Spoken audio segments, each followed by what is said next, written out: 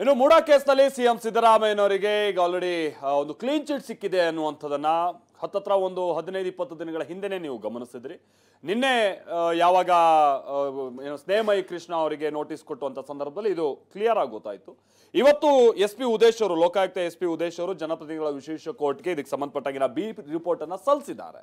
ಹಾಗಾದ್ರೆ ಯಾವ ಕಾರಣಕ್ಕಾಗಿ ಬಿ ರಿಪೋರ್ಟ್ ಸಲ್ಲಿಸಬೇಕಾಯ್ತು ಅನ್ನುವಂಥದ್ದು, ಅವ್ರಿಗೆ ಹೇಗೆ ಬಿ ರಿಪೋರ್ಟ್ ಸಿಕ್ತು, ಆ ವರದಿಯಲ್ಲಿ ಏನೇನಿದೆ, ಬನ್ನಿ ಅದಕ್ಕೆ ಸಂಬಂಧಪಟ್ಟಾಗಿನ ರಿಪೋರ್ಟ್ ಮೊದಲಿಗೆ ನಾವು ನೋಡ್ಕೊಂಬೋಣ.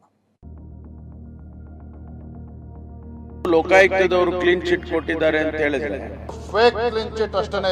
ಏನಾದ್ರು ಎವಿಡೆನ್ಸ್ ಇರಬೇಕು. ಏನು ಎವಿಡೆನ್ಸ್? ಒಂಥರ ತಿಪ್ಪೆ ಸಾರಿಸೋ ಕೆಲಸವನ್ನ ಈ ಲೋಕಾಯುಕ್ತ ರಿಪೋರ್ಟ್ ಮಾಡಿದೆ. ಇದು ರಾಜಕೀಯ ಪ್ರೇರಿತ ಅಂತ ಇದನ್ನ ಮುಚ್ಚಿ ಹಾಕ್ತಾರೆ ಅಂತ ಹೇಳಿ. ಹಾಗಾದ್ರೆ ಅವರು ತನಿಖೆನೇ ಪ್ರಶ್ನೆ ಮಾಡ್ತಾ ಇದ್ದಾರೆ ಬಿಜೆಪಿಯವರು. Big relief. ಸಿಎಂ ಸಿದ್ದರಾಮಯ್ಯಗೆ ಮುಡಾ ಕೇಸ್ನಲ್ಲಿ ಬಿಗ್ ರಿಲೀಫ್ ಸಿಕ್ಕಿದೆ. ಸಿಎಂ ಸಿದ್ದರಾಮಯ್ಯಗೆ ಲೋಕಾಯುಕ್ತ ಪೊಲೀಸರು ಕ್ಲೀನ್ ಚಿಟ್ ಕೊಟ್ಟಿದ್ದಾರೆ. ಸಿದ್ದರಾಮಯ್ಯ ವಿರುದ್ಧದ ಪ್ರಕರಣದಲ್ಲಿ ಜನಪ್ರತಿನಿಧಿಗಳ ವಿಶೇಷ ನ್ಯಾಯಾಲಯಕ್ಕೆ Lokayukta SP Udesh B report ಸಲ್ಲಿಕೆ ಮಾಡಿದ್ದಾರೆ. ಕೇವಲ ಸಿಎಂ ಮಾತ್ರವಲ್ಲ, ಪತ್ನಿ ಪಾರ್ವತಿ, ಬಾಮೈದ ಮಲ್ಲಿಕಾರ್ಜುನ ಸ್ವಾಮಿ, ಜಮೀನು ಮಾಲೀಕ ದೇವರಾಜುವಿಗೂ ರಿಲೀಫ್ ಸಿಕ್ಕಿದೆ. ಸಾಕ್ಷ್ಯಾಧಾರಗಳ ಕೊರತೆ ಹಿನ್ನೆಲೆಯಲ್ಲಿ ಬಿ ರಿಪೋರ್ಟ್ ಸಲ್ಲಿಕೆ ಮಾಡಲಾಗ್ತಿದೆ ಎಂದು ಕಾರಣ ನೀಡಲಾಗಿದೆ.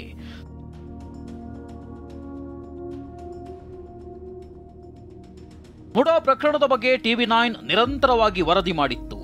ಜನವರಿ 23ರಂದೇ ಲೋಕಾಯುಕ್ತ ಮೂಲಗಳ ಮಾಹಿತಿ ಆಧರಿಸಿ ಸಿಎಂಗೆ ಕ್ಲೀನ್ ಚಿಟ್ ನೀಡುವ ಸಾಧ್ಯತೆ ಇದೆ ಹಾಗೂ ಅಧಿಕಾರಿಗಳು ತಪ್ಪೆಸಗಿದ್ದಾರೆ ಅಂತಲೂ TV9 ವರದಿ ಮಾಡಿತ್ತು.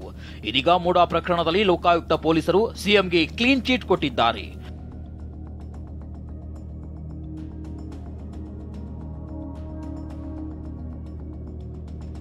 ಜನಪ್ರತಿನಿಧಿಗಳ ವಿಶೇಷ ಕೋರ್ಟ್ಗೆ ದಾಖಲೆ ಸೇರಿ ಒಟ್ಟು 11,000 ಪುಟಗಳ ವರದಿ ಸಲ್ಲಿಕೆ ಮಾಡಲಾಗಿದೆ.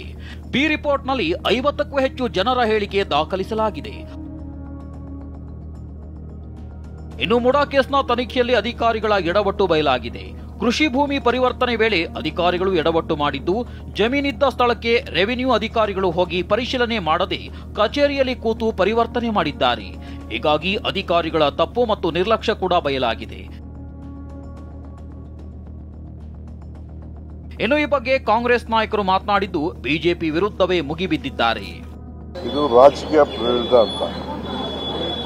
ಅವ್ರದ್ದು ಯಾವುದೋ ಸಿಗ್ನೇಚರ್ ಇಲ್ಲದೆ ಹೋದಾಗ, ಅವ್ರಿಗೆ ಯಾವುದೋ ಸಂಬಂಧ ಇಲ್ಲದೆ ಹೋದಾಗ ಅವ್ರ ಪ್ರಾಪರ್ಟಿಗೆ ಕಾಕೊಂಡವರು ಕ್ಲೈಮ್ ಕೇಳ್ತಾರೆ. ಸೊ ಯಾವ್ದಾದ್ರು ಒಂದು ಏನಾದ್ರು ಒಂದು ಕೇಸ್ ಆಗ್ಬೇಕಾದ್ರೆ ಏನಾದ್ರು ಎವಿಡೆನ್ಸ್ಗಳಿರ್ಬೇಕು. ಏನು ಎವಿಡೆನ್ಸು?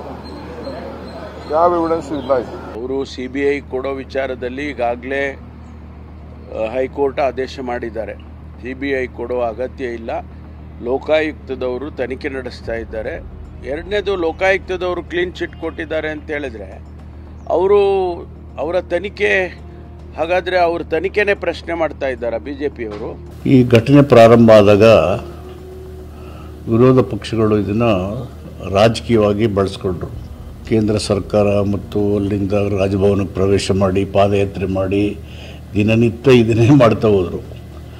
ಬಟ್ ವಸ್ತುಸ್ಥಿತಿ ನಾನು ಪ್ರೆಸ್ಸಲ್ಲಿ ಹೇಳಿದ್ದೆ ನಿಮ್ಮ ಜೊತೆ ಇಲ್ಲೇ ಕೂತ್ಕೊಂಡು, ಇಲ್ಲಿ ಕಾನೂನಿನ ಉಲ್ಲಂಘನೆ ಆಗಿಲ್ಲ, ರಾಜಕೀಯ ಪ್ರವೇಶ ಆಗಿಲ್ಲ. ಇನ್ನು ಈ ಬಗ್ಗೆ ಪ್ರತಿಕ್ರಿಯೆ ನೀಡಿರೋ ಸ್ನೇಹಮಯಿ ಕೃಷ್ಣ ಪರ ವಕೀಲ ವಸಂತ್ ಕುಮಾರ್, ಸ್ನೇಹಮಯಿ ಸಾಕಷ್ಟು ದಾಖಲೆ ನೀಡಿದ್ರೂ ಗಮನಿಸಿಲ್ಲ, ಅಧಿಕಾರಿಗಳು ತರಾತುರಿಯಲ್ಲಿ ವರದಿ ಸಲ್ಲಿಕೆ ಮಾಡಿದ್ದಾರೆ ಅಂತ ತಿಳಿಸಿದ್ದಾರೆ.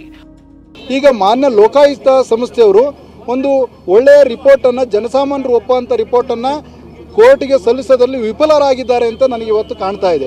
ಇನ್ನು ಬಿಜೆಪಿ ನಾಯಕರು ಈ ಬಗ್ಗೆ ಪ್ರತಿಕ್ರಿಯೆ ನೀಡಿದ್ದು ಕಾಂಗ್ರೆಸ್ ವಿರುದ್ಧ ಹರಿಹಾಯ್ದಿದ್ದಾರೆ.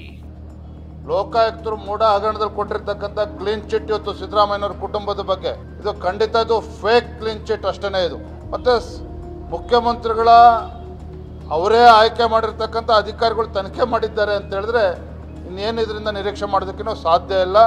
ಲೋಕಾಯುಕ್ತ ಪೊಲೀಸರಿಂದ ತನಿಖೆ ಮಾಡಿದರೆ ಇದು ಡೆಫಿನೆಟ್ ಆಗಿ ಇದು ಯಾವುದೇ ಒಂದು ರೀತಿಯಾದಂಥ ರಿಸಲ್ಟ್ ಬರಲಾರದೆ, ನ್ಯಾಯೋಚಿತವಾದಂಥ ತನಿಖೆ ಆಗಲಾರದೆ ಇದನ್ನು ಮುಚ್ಚಿ ಹಾಕ್ತಾರೆ ಅಂತ ಹೇಳಿ ಒಂಥರ ತಿಪ್ಪೆ ಸಾರಿಸೋ ಕೆಲಸವನ್ನ ಈ ಲೋಕಾಯುಕ್ತ ರಿಪೋರ್ಟ್ ಮಾಡಿದೆ.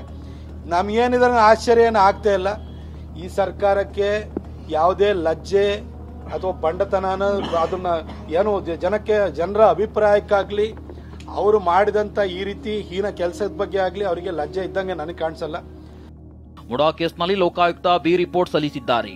ಆದರೆ 4 ಆರೋಪಿಗಳ ಹೊರತುಪಡಿಸಿ ತನಿಖೆ ಮುಂದುವರಿಯಲಿದೆ. ಇನ್ನು ಮುಡಾ ಸೈಟ್ ಹಂಚಿಕೆ ಸಂಬಂಧ ಇಡಿ ಸಮನ್ಸ್ ಜಾರಿ ಹಿನ್ನೆಲೆ ಸಮನ್ಸ್ ಪ್ರಶ್ನಿಸಿ ಸಿಎಂ ಪತ್ನಿ ಪಾರ್ವತಿ ಅರ್ಜಿ ಸಲ್ಲಿಸಿದ್ದಾರೆ. ಧಾರವಾಡದ ಹೈಕೋರ್ಟ್ ಪೀಠದಲ್ಲಿಂದು ವಿಚಾರಣೆ ನಡೆಯಲಿದೆ. ಸಚಿವ ಭೈರತಿ ಸುರೇಶ್ ಅರ್ಜಿ ವಿಚಾರಣೆಯು ಇಂದೇ ನಡೆಯಲಿದೆ. Bureau report, TV9.